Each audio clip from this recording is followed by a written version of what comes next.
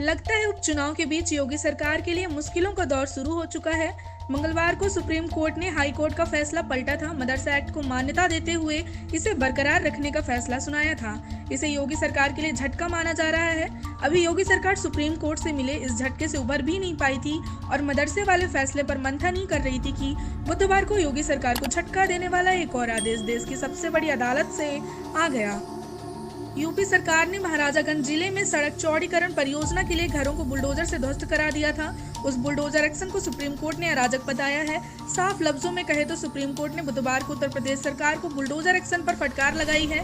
दरअसल मामला यूपी के महाराजागंज जिले का है, जहां सड़क चौड़ीकरण प्रोजेक्ट के लिए घरों को बुलडोजर के जरिए ध्वस्त किया गया था। इस मामले में मनोज टिब्रेवाल आकाश की ओर से रिट याचिका दायर की गई थी, जिस पर सुप्रीम कोर्ट अदालत सुनवाई कर रही थी। सुप्रीम कोर्ट ने कहा है कि यूपी सरकार ने जिसका घर तोड़ा है उसे 25 लाख रुपए का मुआवजा दे। सुनवाई के दौरान CJAI DY चंद्रचूड़ ने कहा कि आप कहते हैं वह 3.7 वर्ग मीटर का अतिक्रमण करता था। हम इसे सुन रहे हैं लेकिन कोई प्रमाण पत्र नहीं दे रहे हैं, पर आप इस तरह लोगों के घरों को कैसे तोड़ना शुरू कर सकते हैं? यह अराजकता है किसी के घर में घुस। उन्होंने कहा है कि यह पूरी तरह से मनमानी है।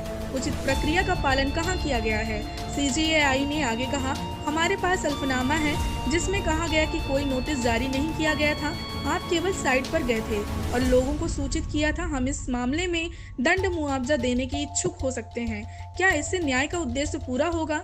CJAI ने राज्य सरकार के वकील से पूछा कि कितने घर तोड़े। राज्य सरकार के वकील ने कहा कि 123 अवैध निर्माण थे। जस्टिस JB पारदीवाला ने कहा कि आप क्या कहने का आधार क्या है कि यह अनधिकृत थे? आपने 1960 से क्या किया है? पिछले 50 साल से क्या कर रहे थे? जस्टिस JB पारदीवाला ने यूपी सरकार के वकील से कहा कि आपके अधिकारी ने पिछली रात सड़क चौड़ीकरण के लिए पीले निशान वाली जगह को तोड़ दिया। अगले दिन सुबह बुलडोजर लेके आ गए। यह अधिकरण की तरह है। आप बुलडोजर लेकर नहीं आते और घर नहीं गिराते। आप परिवार को घर खाली करने का भी समय नहीं देते। चौड़ीकरण तो एक सिर्फ बहाना था। इस पूरी कवायद का कोई कारण नहीं लगता।